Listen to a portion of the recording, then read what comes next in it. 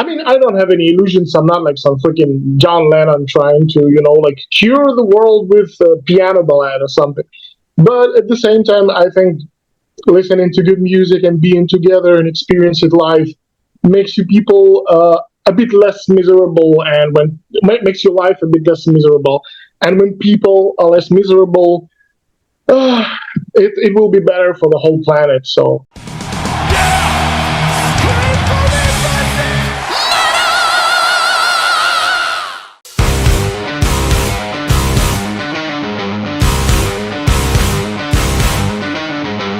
Igor, thank you so much for your time today.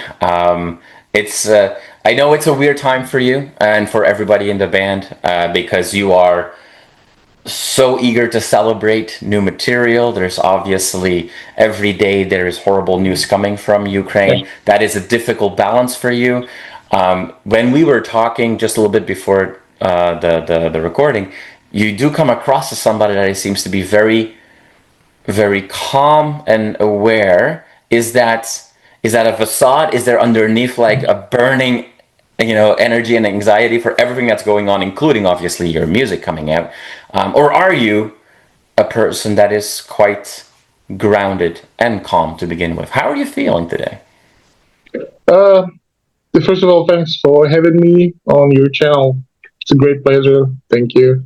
And yeah, as for your question, it's it's a bit of both.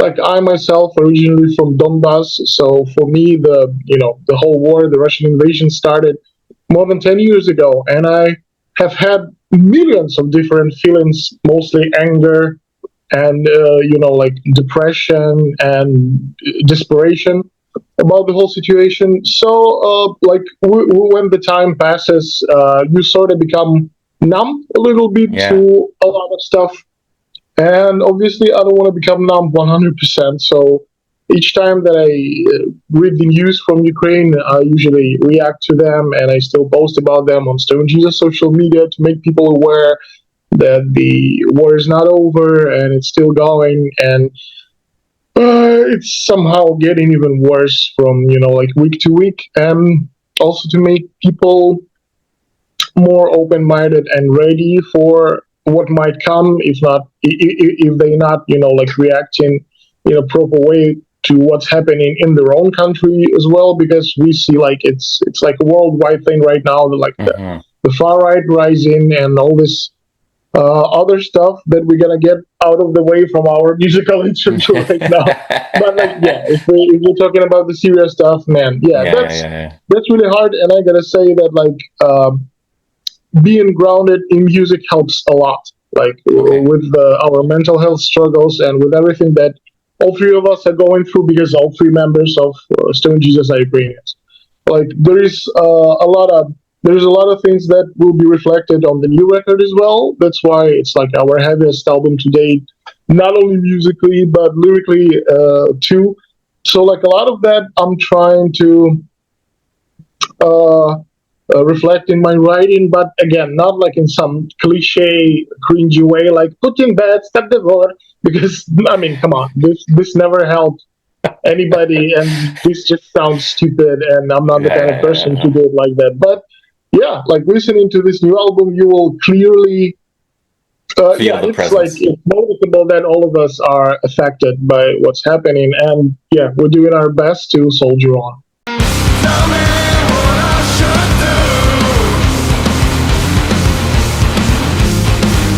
You already became like a flag bearer for Ukrainian rock and heavy rock music because of some of the success that the previous work had done. Like Thank you. you already kind of were, you were making your mark already. So I'm sure that you already kind of felt. And then on top of all of that, your last album was also quite well received and great critics or great reviews. That's a lot of pressure to take on your shoulders. Like it's like we Yeah. have to live up to the expectations of our own music. We have to do better than our previous album. On top of that, our whole Ukrainian rock scene is kind of expecting us to stay a prominent band outside of Ukraine as well. And then now you also have the story of the war that you want to keep telling. Like even with a grounded and a calm demeanor, that's a lot of pressure to put on three people's shoulders. Is Yeah. that, are you aware of that? Like, is that something that haunts your mind? Like, that must be tough. It is, and this is something that keeps me awake at night. And yeah, I'm not like I'm painfully aware of that and the pressure, especially being like the figurehead for the whole band. So, like with the time, even with all the pressure that you mentioned, I'm really trying to take it easy. I was actually reading about meditation a lot lately, and probably I need to try something like that because, yeah, it gets tough. And like I Yeah. think for me, the best therapy, so to speak, is just to put my headphones on and go walk in a park for like an hour or two, listening to some music that I haven't listened before. Like I'm a huge music nerd. I listen to a lot of current music releases. I discover a lot of stuff from back in the day, and I even love listening to bands and artists that I 100% sure I'm not gonna like, but sometimes it's a good palate cleanser, like just to listen something that makes you angry or make you like disappointed, like again to bring up those feelings and just to get rid of them for good. Yeah. So yeah, there's a lot of pressure, but we're doing our best to handle it gracefully. I hope that I can only hope that like our material, the songs that I'm writing, also help some other people to like face the pressure and deal with it as well. Yeah. Give me another chance. One of the reasons, if you just look a little bit, in the history of the band, you know, one of the reasons that you are pushed in this, the flag bearing role is the success of the breakthrough song that you had with "I'm the Mountain." What is it about that song that you think resonated so well with people all over? Anybody that likes stoner, doom, rock music, psychedelic music likes that song. What is it you think about it? And maybe also as a follow-up question or as a second part of that is, when you have songs that do so well, are you actively trying to stay away from that? Because it can be it can be very dangerous for a band to chase, to recreate something, right? So it could be like a double-edged sword almost in a way. What are your thoughts on that? I absolutely agree with the second part of your question, and I will start answering on that. Actually, "On the Mountain" is still our favorite song to play live.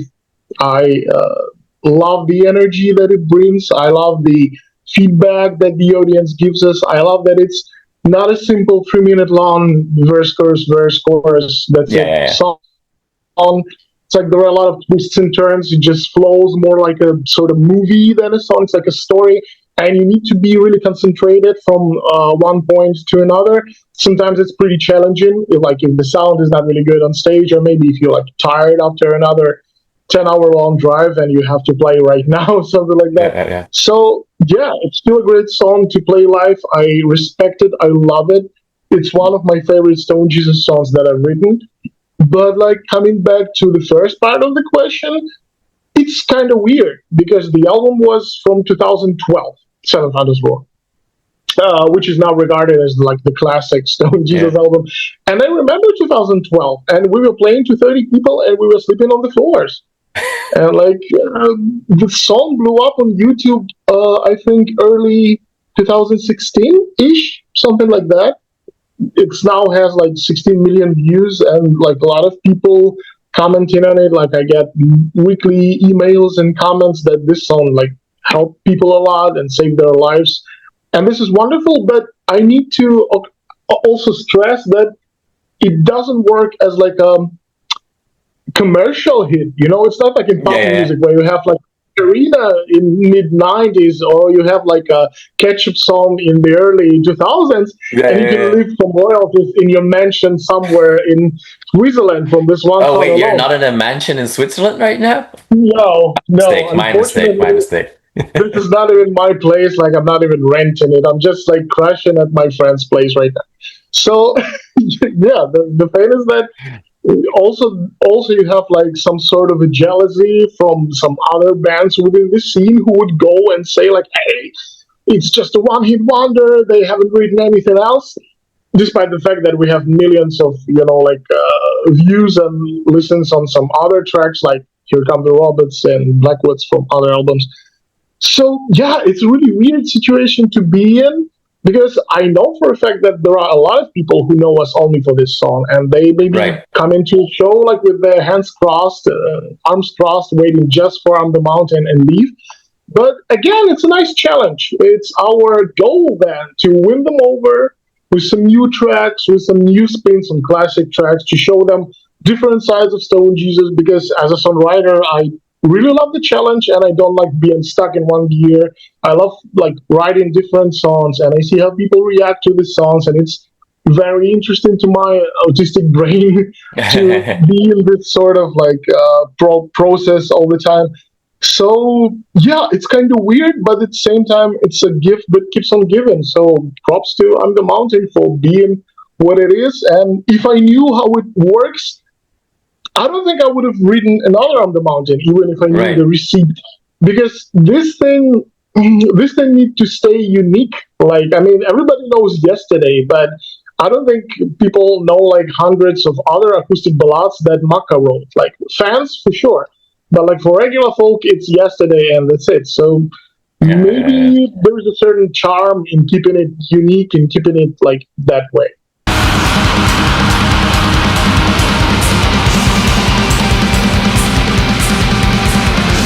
On this album, now, and I'm sure that might change as I listen to the album more, but for me, the song that like really jumped out at me on this one was the song Low, which I thought was like a really cool vibe. And it's like, it's, it feels like a very visceral and really like raw emotional song, that like almost like, uh, I don't, like it really felt like you had to get this out of you in a way, you know, like Yeah. just. But I mean, it's the whole album is heavy from not just music but lyrics as well, as you said, and we can interpret the lyrics in many different ways. You already shared that, yes, absolutely, the social political situation that we're going through has been a massive influence, and there's an easy way to read the lyrics in that way. You referenced Yeah. earlier just like, oh yeah, maybe I'm tired after a long car drive. Those are also referenced on the album. Exactly. In But the opening track. Yes, yes, yeah, yes, exactly, yes. exactly. But this song particularly, just to kind of, you know, if you will make me happy, because it's, I think so far my favorite song on the album. Let's dive into that one, because it feels a little different from everything else as well. Oh yeah. So what's the story behind that song then? Uh, well, I hate to spoil it like that, but I mean, there will be a separate video on Stone Jesus YouTube channel about this song, because it's the second single from Songs to Sun, and for the first single, Shadowland, I also did the video on like how I wrote it and how to play one of the riffs. But like, to cut a long story short, again, it was sort of exercise. I was just sitting one day and I figured like, hey, I want to write a really heavy metal song, like really, really heavy, but not just mumbo jumbo of like riffs and breakdowns, but an actual song with melodies, with a structure, with like hooks, and the song that we would be able to pull off live, to actually Hmm. being able to play it live. And yeah, and the reason for that is that I was never a fan of metal myself. Okay. Like, I have 10, maybe 15 bands that I listen to quite regularly, and there are some albums that I love. And obviously, I follow metal news and metal events because, well, I'm a part of a scene, right? Like rock metal scene. I need to know what's happening. Like, yes, I did listen to Sleep Talking, if you're wondering. So yeah, I kind of, yeah, but at the same time, in my like spare time, in my free time, I'd rather listen to some dream pop or ambient or prog rock, especially like from the 70s and 80s. So to me, it was also like a challenge, and I wrote it And I haven't had lyrics for it for a long time. And then when I brought it last year to the new guys in the band, Andrew and Yuri, big props to them for making it their own, because this is Andrew's scream that you hear in the second part, our bass player. And this is obviously blast beats from Yuri, who's a pretty famed session drummer. He's been playing for a lot of black metal, and not also metal projects. So yeah, hit him up if you need a cool session drummer.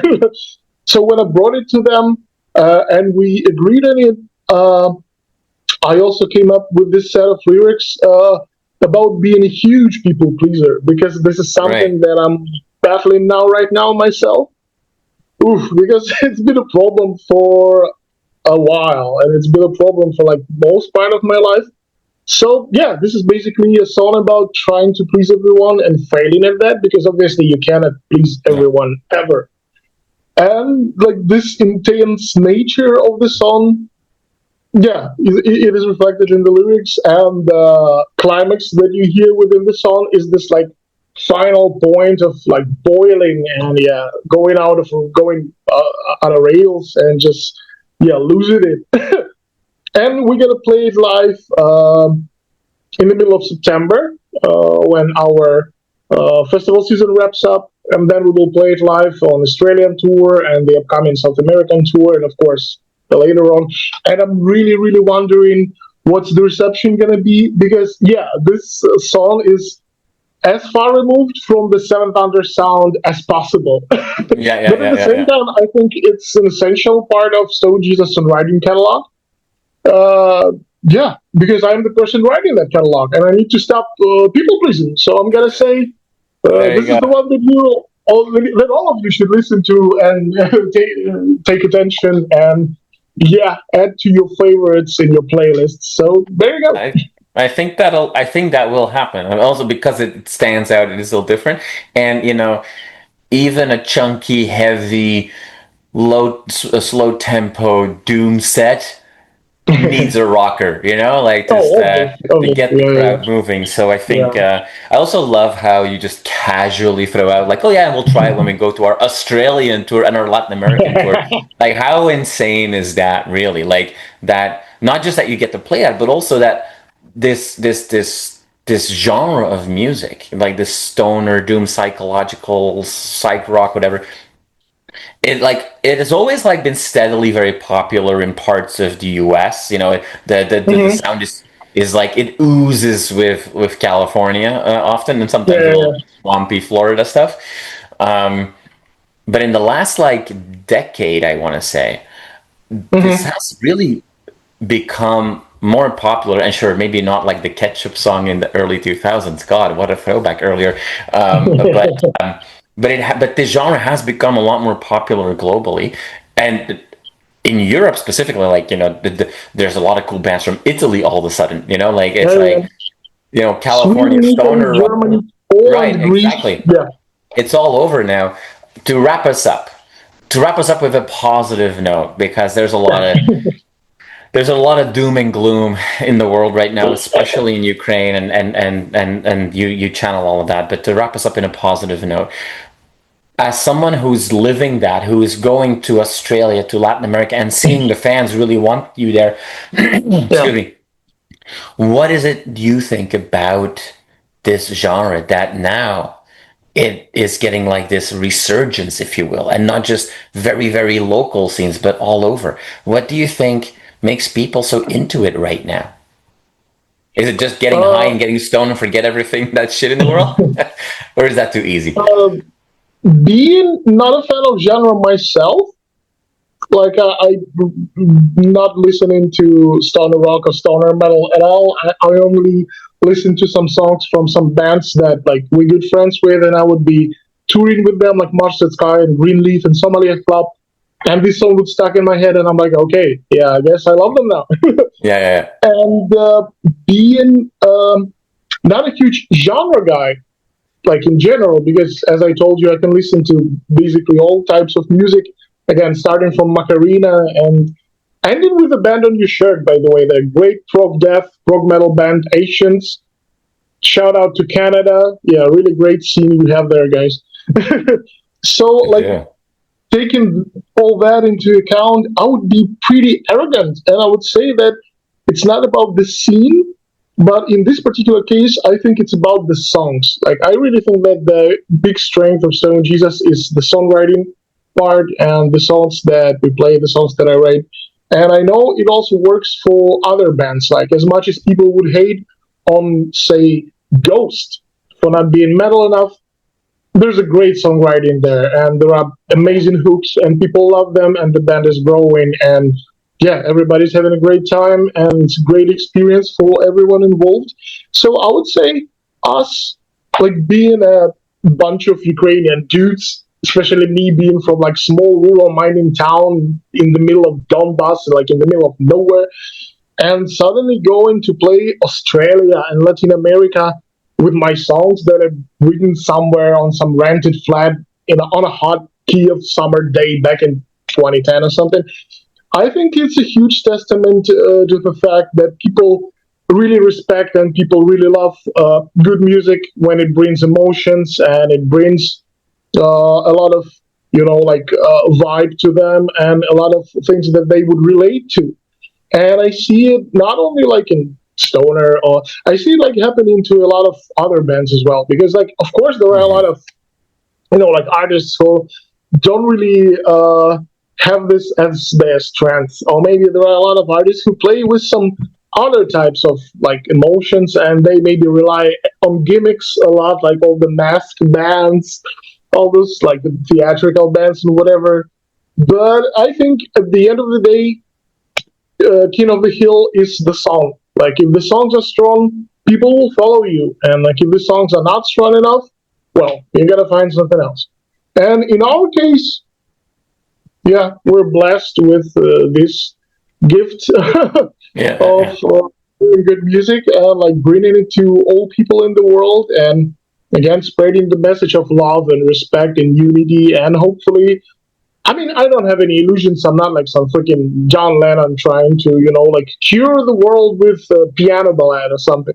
But at the same time, I think listening to good music and being together and experiencing life makes you people a bit less miserable, and makes your life a bit less miserable.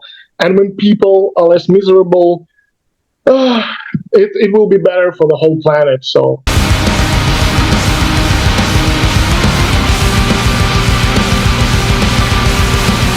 Just to fuck with people, you should like play your next show wearing masks just for fun. that's a great idea. Actually, that happens. Like that's why I love. I know we're wrapping this up, but I'll be quick. Like that's why I love the current lineup of Stone Jesus, because last year we were playing a Halloween show in Poland, and like out of nowhere the idea just popped up. Let's play the show in Carp's Paint, and you can find it on our Instagram page. There's like a post from last year's Halloween. We were playing in Krakow, and we were played like the whole show in Carp Spain. We came on stage, people were dead silent, they weren't expecting that, and we started with Satirical Mother North cover, which was actually sung by our bass player who has amazing black metal voice, like this And really like awesome. blood curdling shriek. And we played maybe like half of the song, and then we switched to our material, and it was amazing. And I would never expect it like happening that with previous iterations of Stone Jesus, all due respect. So it's really great time to like being open and have fun, and like be touring across the world and spreading this message to all other people and helping them to cope with the unbearable burden of reality. So yeah. There you go. There you go. Well, Igor, thank you so much for your time today. My I pleasure. really appreciate it. I very much appreciate the insane, shitty situation that yourself and everybody in Ukraine has been going through, Yeah, and that you find not only the strength but also inspiration from that to keep going and to create doing our amazing best, music, man. and bringing that, telling that story all over the world, including Australia and Latin America, is a really cool thing. Yeah. So thank you so much for your time. I really do appreciate it, and I hope to see you on a stage very soon, with or without corpse paint.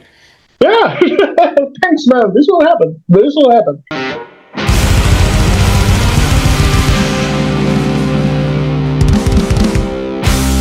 You are awesome for watching this video. Click right here to see more content like it and subscribe to the channel.